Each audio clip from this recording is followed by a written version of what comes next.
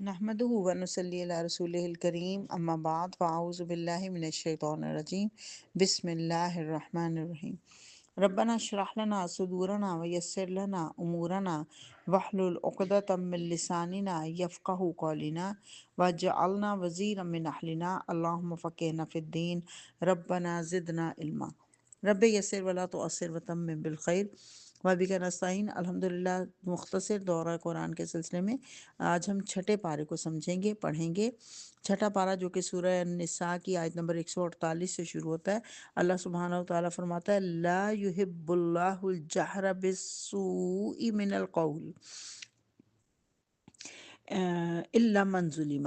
اللہ اس کو پسند نہیں کرتا کہ کسی پر ظلم ہوا ہو اور وہ اس کے اوپر زبان کھولے، الا یہ کہ کسی پر ظلم کیا گیا ہو۔ آدمی بدگوئی پر زبان کھولے الا یہ کہ کسی پر ظلم کیا گیا ہو، اور اللہ سب کچھ سننے اور جاننے والا ہے۔ گویا کہ یہاں پہ بتایا جا رہا ہے کہ اللہ تعالیٰ اس کو پسند نہیں کرتا کسی پر ظلم ہو اور وہ جگہ جگہ بیٹھ کر لوگوں کی برائیاں بیان کرتا پھرے۔ برائی کو ظاہر کرنا بھی برا ہے اور چھپ کر برائی کرنا بھی برا ہے، اور کسی چھپی ہوئی برائی کو ظاہر کرنا اس سے بھی زیادہ برا ہے۔ کوئی بھی فحش بات یا کوئی بھی بری بات، اس کے لیے طریقہ کیا ہے کہ جس کے اوپر زیادتی ہوئی ہو وہ کسی عدالت کا دروازہ کھٹکھٹائے، کسی صحیح فورم پر بات کرے تاکہ اس کی زیادتی کا ازالہ ہو سکے، کمپنسیٹ ہو سکے۔ یعنی غیبت کرنا منع ہے۔ اب عدالت میں بھی غیبت تو کرنا پڑے گی، لیکن حق چاہیے تو اس غیبت کی گنجائش نکلتی ہے، ادروائز لوگوں کی برائیاں بیان کرنا اچھی بات نہیں، اللہ اس کو ناپسند کرتا ہے۔ اللہ فرما رہا ہے کہ ان تبدو خیرا او تخفوہ او تعفو عن سوء فإن اللہ کان عفوا قدیرا۔ اللہ سب کچھ سننے اور جاننے والا ہے۔ مظلوم ہونے کی صورت میں اگرچہ تم کو بدگوئی کا حق ہے، لیکن اگر تم ظاہر و باطن میں بھلائی کیے جاؤ یا کم از کم برائی سے درگزر کرو تو اللہ کی صفت بھی یہی ہے کہ وہ بڑا معاف کرنے والا ہے، حالانکہ سزا دینے پر پوری قدرت رکھتا ہے۔ گویا کہ یہاں پہ کہا جا رہا ہے کہ نیکی کو تم چھپا کر کرو یا ظاہر کر کے کرو، دونوں طرح پسندیدہ ہے۔ سورہ البقرہ میں اس کو ہم پڑھ آئے ہیں کہ فرض نیکیاں ظاہر کر کے کرنا اور نفلی نیکیاں چھپا کر کرنا پسندیدہ ہے۔ سورہ توبہ میں بڑا پیارا انداز ہم پڑھیں گے۔ ان کو چاہیے کہ ان کو معاف کر دیں۔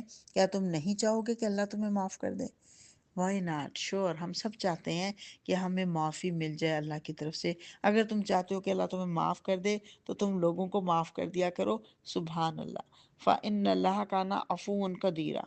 اگلی آیت میں اب یہاں پہ اچھا ایک بات یہاں پہ اور کرنا چاہوں گی کہ ابن عمر، حضرت عبداللہ بن عمر کی روایت ہے کہ جس کسی نے دنیا میں کسی کی پردہ پوشی کی، قیامت کے دن اللہ اس کی پردہ پوشی کرے گا۔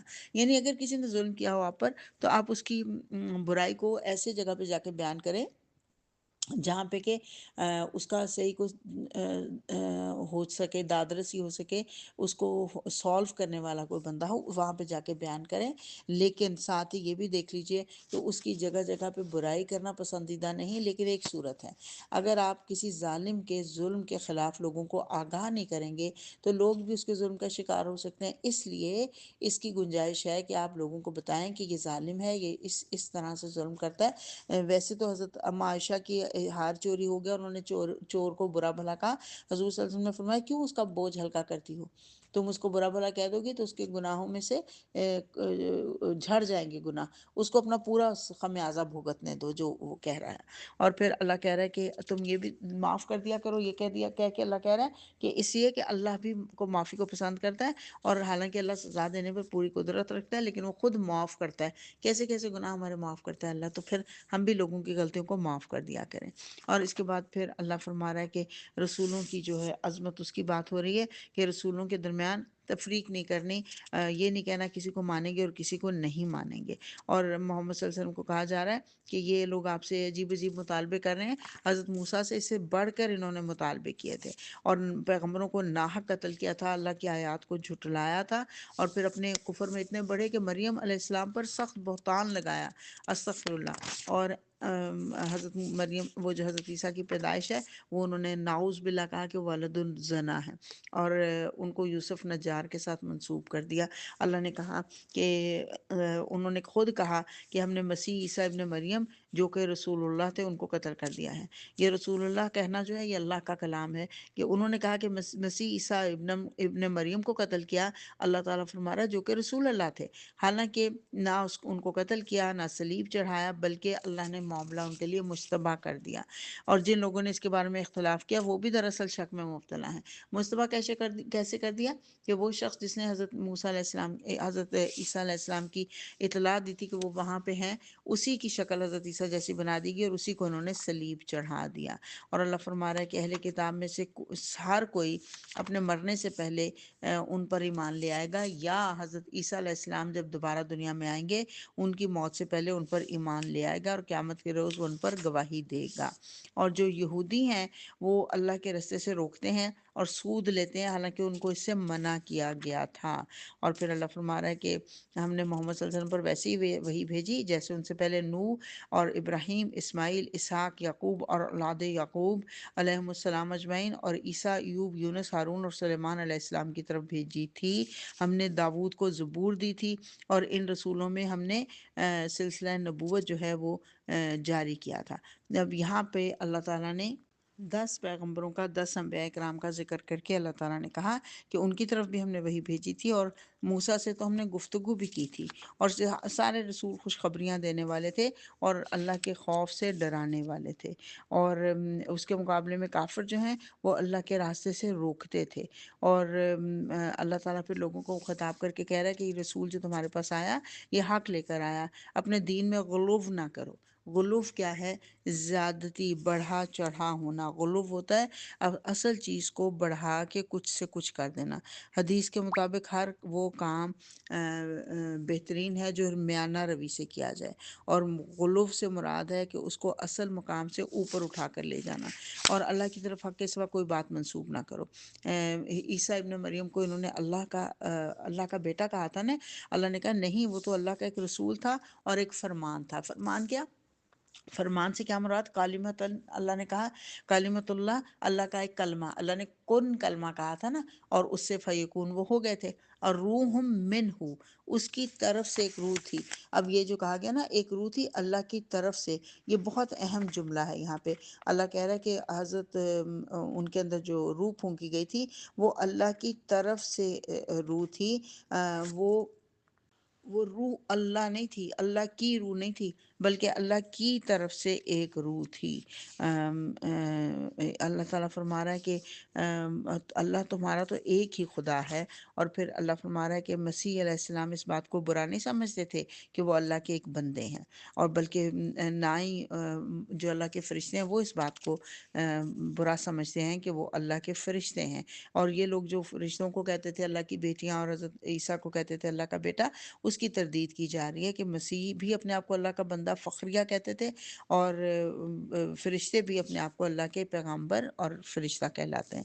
پھر اللہ کہہ رہا ہے کہ یہ لوگ کلالہ کے متعلق آپ سے پوچھتے ہیں، کلالہ سے مراد وہ شخص جو بے اولاد مر جائے اور اس کی کوئی بہن ہو تو اس کو ترکہ میں سے نصف ملے گا، تو یہ اس کی وراثت کے قانون کی یہاں پہ اختتام کیا گیا۔ اس کے ساتھ سورہ نساء ختم ہوئی اور سورہ المائدہ شروع ہو رہی ہے، جس میں کہ 16 رکوع اور 120 آیات ہیں۔ بسم اللہ الرحمن الرحیم، مدنی صورت ہے۔ یا ایھا الذین آمنوا اوفوا بالعقود، اے لوگو جو ایمان لائے ہو اپنے وعدوں کی پابندی کرو۔ عہد، معاہدہ، عقود جمع ہے عہد کی، اور اس سے مراد ہے وہ سارے وعدے جو انسان دنیا میں کرتا ہے۔ ایک وعدہ اللہ سے کرتا ہے کہ اللہ میں تیری بندی بن کر رہوں گی، اور ایک وعدہ وہ اپنے آپس میں لوگوں سے کرتا ہے۔ شادی بھی ایک بندھن ہے، وعدہ ہے، اور کسی دوست کے ساتھ وعدہ ہے، اپنی جاب کے ساتھ وعدہ ہے، جو آپ جاب کر رہے ہیں وہ وعدہ ہے کہ میں اس کو دیانتداری سے کروں گی۔ تو ہر چیز وعدوں میں شامل ہے۔ تو ریاستوں کے ساتھ وعدے کرتی ہیں، ہر وعدے کی پابندی ضروری ہے۔ حضور صلی اللہ علیہ وسلم نے فرمایا کہ جس نے وعدے کی پابندی نہیں کی اس کے دل میں ایمان ہی نہیں ہے۔ اور پھر اللہ نے فرمایا کہ کیا چیزیں تمہارے لیے حلال ہیں اور احرام کی حالت میں تم شکار نہیں کر سکتے۔ اور پھر اللہ کہہ رہا ہے کہ حرام مہینوں میں سے حلال کسی کو حلال نہ کر لیا کرو، اور اللہ کا فضل تلاش کرو، ہاں جب احرام کی حالت سے نکل جاؤ تو تم شکار کر سکتے ہو۔ اور پھر بتایا گیا کیا کیا چیزیں تمہارے اوپر حرام کی گئی، مردار یعنی جو مر گئی ہو، کوئی جانور مر گیا ہو پہلے سے ذبح کرنے سے پہلے، اور خون یعنی بہتا ہوا خون، اور سور کا گوشت، وہ جانور جو اللہ کے سوا کسی اور کے نام پر ذبح کیا گیا ہو، وہ جو گلا گھٹ کر یا چوٹ کھا کر یا بلندی سے گر کر یا ٹکر کھا کر مرا ہو، یعنی ابھی ذبح نہیں کیا، اس سے پہلے ہی مر گیا، یا جسے کسی درندے نے پھاڑا ہو سوائے اس کے جسے تم نے زندہ پا کر ذبح کر لیا، یعنی کسی درندے نے پکڑا لیکن تم نے اس کو پکڑ لیا اور ابھی وہ زخمی تھا لیکن تم نے اس کو زندہ پا لیا اور ذبح کر لیا، تو وہ تمہارے لیے حلال ہے۔ بہت اہم چیز اس میں یہ ہے کہ اللہ کے علاوہ جو کسی کے اور کے نام پر ذبح کیا گیا ہو وہ ایسی حرام ہے جیسے سور کا گوشت حرام ہے۔ تو جیسے کہ ہمارے ہاں درباروں کے اوپر، داتا دربار پر اور دوسری جگہوں پہ جا کے ذبح کیا جاتا ہے، ذبح کیا جاتا ہے، چاہے تکبیر پڑھی جاتی ہے اسلامی طریقے کے مطابق لیکن ان کے نام پر ہوتا ہے تو وہ حرام ہے۔ عبد القادر جیلانی رحمۃ اللہ علیہ کے نام پر 11ویں کو ختم جلایا جاتا ہے، وہ حرام ہے۔ تو یہ چیزیں کنڈے دیے جاتے ہیں امام جعفر صادق کے نام پر، یہ حرام ہے۔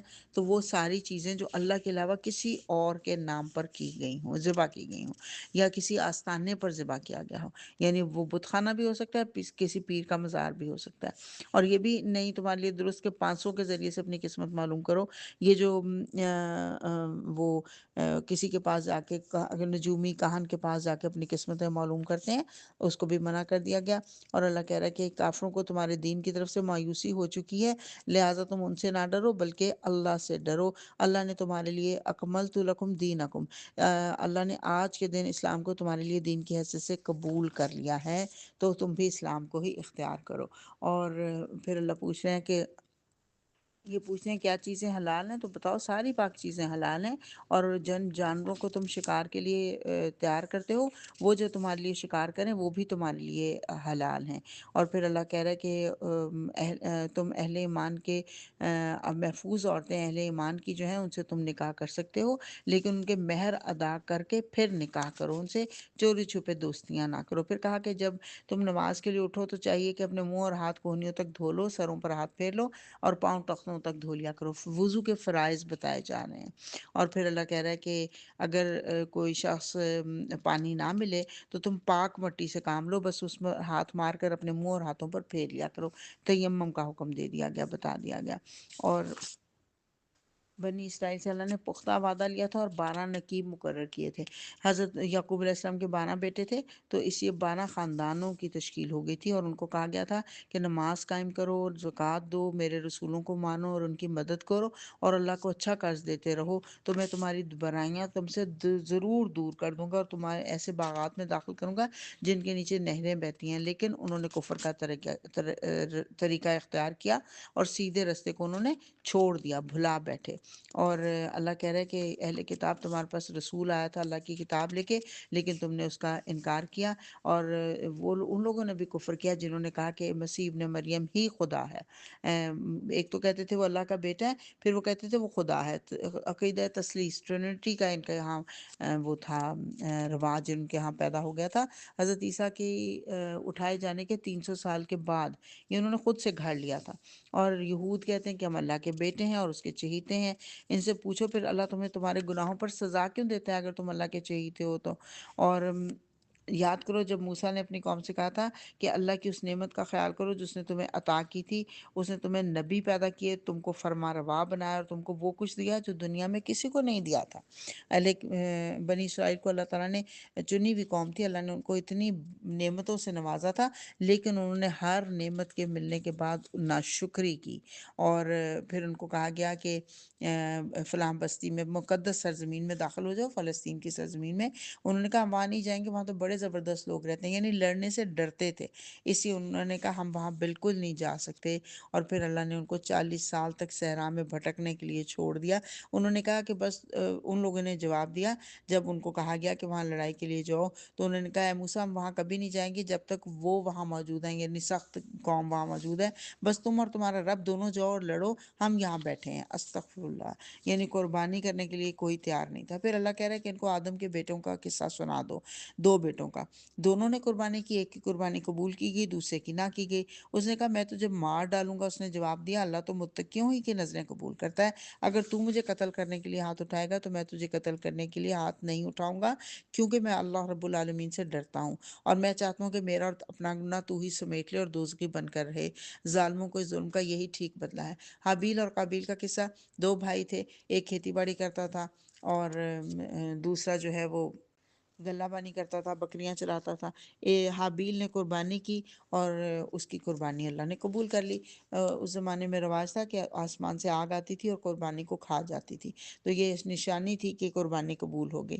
جبکہ قابیل کی قربانی قبول نہیں ہوئی، تو بجائے اس کے کہ وہ سبق حاصل کرتا کہ بھائی کیا نیک کام کرتا ہے جس کی وجہ سے اس کی قربانی قبول ہوئی، وہ جیلس ہو گیا۔ اس نے کہا میں تو تجھے قتل ہی کر ڈالوں گا، تو بھی نہیں رہے گا تو کوئی مجھے کوئی حسد کا موقع بھی نہیں ملے گا، میں تجھے قتل ہی کر دوں گا۔ تو حابیل نے کہا تو بے شک قتل کر دے، میں تجھے قتل نہیں کروں گا، کیونکہ تو قتل کرے گا تو پھر تو میرا بھی گناہ سمیٹے گا، اپنا بھی گناہ سمیٹے گا۔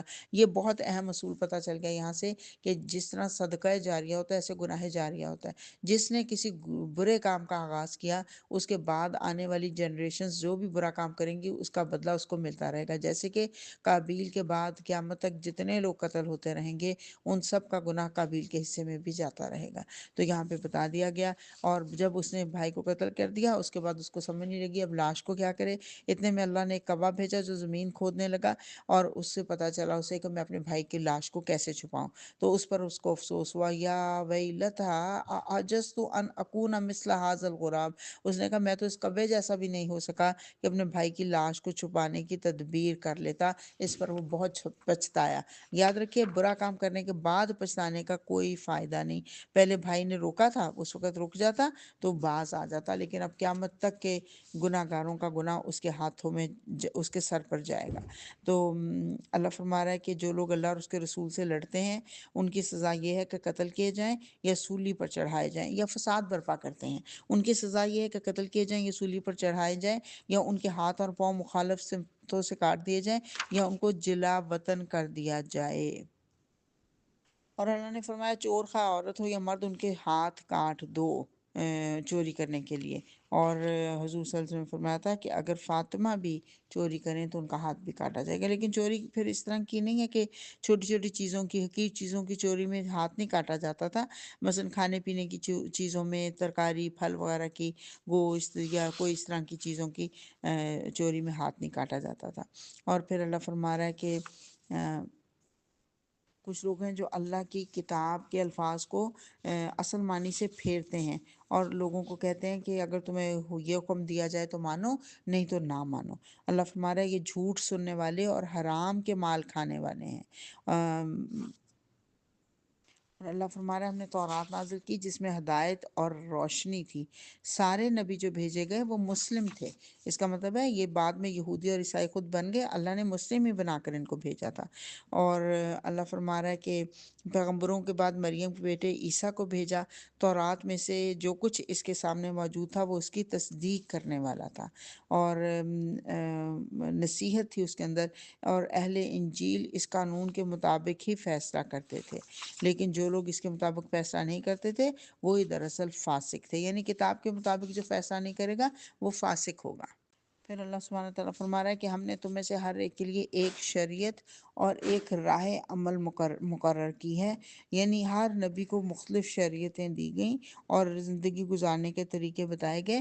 اگرچہ تمہارا خدا چاہتا تو تم سب کو ایک ہی امت بھی بنا سکتا تھا، لیکن اس نے یہ اس لیے کیا کہ جو کچھ اس نے تم لوگوں کو دیا ہے اس میں تمہاری آزمائش کرے، لہٰذا فاستبقوا الخیرات، بھلائیوں میں تیزی دکھاؤ، ایک دوسرے سے سبقت لے جانے کی کوشش کرو، نیکی کے کاموں میں دوڑ دھوپ کرو، اصل بات یہاں یہ بتائی جا رہی ہے۔ اور اے ایمان لانے والو، یہودیوں اور عیسائیوں کو اپنا دوست نہ بناؤ، یہ آپس میں ایک دوسرے کے دوست ہیں۔ اگر کوئی تم میں سے ان کو اپنا دوست بنا لے گا تو اس کا شمار بھی پھر انہی کے ساتھ ہوگا، کیونکہ حضور صلی اللہ علیہ وسلم نے فرمایا نا کہ جس سے محبت کرے گا اسی کے ساتھ اٹھایا جائے گا۔ اللہ فرمارا جن کے دلوں میں نفاق کی بیماری ہے وہ ہر وقت اسی دوڑ میں لگے رہتے ہیں کہ تمہیں کوئی مصیبت پڑے اور تم کسی مصیبت کے چکر میں پڑ جاؤ، لیکن اللہ تمہیں فتح سے نوازے گا، اور یہ لوگ جو اپنے دلوں میں نفاق چھپائے ہوئے ہیں وہی ان کو رسوا کر کے رہے گا۔ اے لوگو جو ایمان لائے ہو، اگر تم میں سے کوئی اپنے دین سے پھرتا ہے تو پھر جائے۔ اللہ اور بہت سے لوگ ایسے پیدا کر دے گا جو اللہ کو محبوب ہوں گے اور اللہ ان کو محبوب ہوگا، جو مومنوں پر نرم اور کفار پر سخت ہوں گے، جو اللہ کی راہ میں جد و جہد کریں گے اور کسی ملامت کرنے والے کی ملامت سے نہیں ڈریں گے۔ گویا کہ اگر ہم اللہ کے دین کا کام نہیں کریں گے، اللہ ہماری جگہ کسی اور کو لے آئے گا۔ نقصان کس کا ہوگا؟ ہمارا۔ اللہ کے دین کا کبھی نقصان نہیں ہو سکتا، نقصان ہمارا ہوگا کہ ہم اللہ کے دین کا کام نہیں کریں گے تو اللہ کچھ اور لوگوں کو چن لے گا۔ اور تو اللہ، اور دوسرا اللہ فرما رہا ہے کہ اللہ سے ڈرو، اگر تم مومن ہو، جب تم نماز کے لیے منادی کرتے ہو تو وہ اس کا مذاق اڑاتے ہیں، اذان کا مذاق اڑاتے ہیں اور اسے کھیلتے ہیں۔ اس کی وجہ یہ ہے کہ وہ عقل نہیں رکھتے۔ اذان کا سنو، حضور صلی اللہ علیہ وسلم نے فرمایا کہ اذان سنو تو اس کا جواب دو، پھر مجھ پر درود پڑھو اور میرے لیے وسیلہ مانگو۔ وسیلہ جنت میں اعلیٰ ترین مقام ہے جو کسی ایک شخص کو ملے گا، اور مجھے امید ہے کہ وہ مجھے ملے گا۔ تو جو میرے لیے وسیلہ مانگے گا، شفاعت اس کے لیے لازم ہو جائے گی، میری شفاعت اس کے لیے لازم ہو جائے گی۔ تو اس لیے اذان کو دھیان سے سننا چاہیے جب بھی اذان سنیں۔ اور مسلم اور بخاری کی حدیث ہے کہ شیطان اور اس کے پیروکار اذان سننا پسند نہیں کرتے۔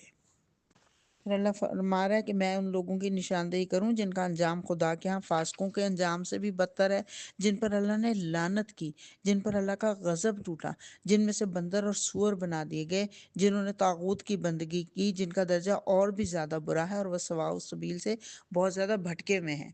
اور یہ ہیں یہودی، وہ کہتے ہیں اللہ کے ہاتھ بندھے ہوئے ہیں، باندھے گئے ان کے ہاتھ اور لعنت پڑی ان پر اس بکواس کی بدولت جو یہ کرتے ہیں۔ جب ان کو کہا جاتا ہے، یعنی کہ جب ان کو کہا جاتا ہے کہ اللہ کے راستے میں مال خرچ کرو تو یہ کہتے ہیں اچھا اللہ کے ہاتھ تو بندھے میں ہیں، اللہ خود نہیں مال خرچ کر سکتا، ہمیں کہہ رہا ہے، نعوذ باللہ، اتنے یہ گستاخ ہو گئے تھے۔ تو اللہ فرما رہا ہے، پیغمبر آپ کے پاس آپ کے رب کی طرف سے جو نازل کیا گیا اسے لوگوں تک پہنچا دیجئے، اور اللہ تم کو لوگوں کے شر سے بچانے والا ہے۔ یعنی اگر ان کے شر کا تمہیں خوف ہے تو بالکل پرواہ نہ کرو، اللہ کا پیغام کھلا کھلا پہنچا دو۔ حضرت محمد صلی اللہ علیہ وسلم کو کہہ کے مجھے اور آپ کو یہ نصیحت کی جا رہی ہے کہ ہم بھی اللہ کا پیغام دوسروں تک پہنچائیں اور کسی کے شر سے نہ ڈریں۔ اللہ ہماری حفاظت کرنے والا ہے۔ اور جن لوگوں نے کفر کیا انہوں نے کہا کہ اللہ مسیح ابن مریم ہی ہے، حالانکہ مسیح نے کہا تھا اے بنی اسرائیل اللہ کی بندگی کرو جو میرا رب بھی ہے اور تمہارا رب بھی ہے۔ پیچھے بھی یہ گزر چکا نا، وہ کہتے تھے میں اللہ کا بندہ ہوں، اور مسیح ابن مریم اس کے سوا کچھ نہیں کہ بس ایک رسول تھا۔ اس سے پہلے اور بھی بہت سے رسول گزر چکے تھے۔ اس کی ماں ایک راست باز عورت تھی اور وہ دونوں کھانا کھاتے تھے، یعنی انسان تھے، اسی کھانا کھاتے تھے۔ دیکھو ہم کس طرح ان کے سامنے حقیقت کی نشانیاں واضح کرتے ہیں۔ اور بنی اسرائیل میں سے جن لوگوں نے کفر کا رستہ اختیار کیا ان پر داود اور عیسیٰ ابن مریم کی زبان سے لعنت کی گئی، کیونکہ وہ سرکش ہو گئے تھے اور زیادتیاں کرنے لگے تھے، یعنی پیغمبروں کے منہ سے ان پر لعنت کی گئی۔ اللہ تعالیٰ یہاں فرما رہا ہے، اور پھر بتا رہا ہے کہ اہل ایمان کے مقابلے میں تم بکثرت ایسے لوگ دیکھتے ہو جو اہل ایمان کے مقابلے میں کفار کی حمایت کرتے ہیں، لیکن بہت برا انجام ہے جس کی تیاری ان کے نفسوں نے ان کے لیے کی۔ یعنی مسلمانوں کی بجائے اہل کتاب جو ہیں وہ کفار کے زیادہ قریبی دوست ہیں، ہمیشہ سے یہی ہوتا رہا اور آج بھی یہی ہو رہا ہے۔ آپ دیکھ لیجئے ٹرمپ جو ہے وہ ہندوؤں کے قریب ہے مسلمانوں کی بجائے، حالانکہ اہل کتاب ہے، اس کو کتاب والوں کا ساتھی ہونا چاہیے، لیکن وہ ہندوؤں کے ساتھ ہے۔ اور اللہ کہہ رہا ہے کہ اہل ایمان کی دشمنی میں سب سے زیادہ یہود اور ہنود وہ ایک جیسے ہیں، وہ سخت ہیں، اور ایمان والوں کے لیے نزدیک جو ہے ایمان والوں کے وہ ہیں جو نصارہ اپنے آپ کو کہلاتے ہیں، عیسائی کہلاتے ہیں۔ اور اللہ فرما رہا ہے کہ ان میں عبادت گزار عالم اور تارک الدنیا فقیر پائے جاتے ہیں۔ وآخر دعوانا ان الحمد للہ رب العالمین۔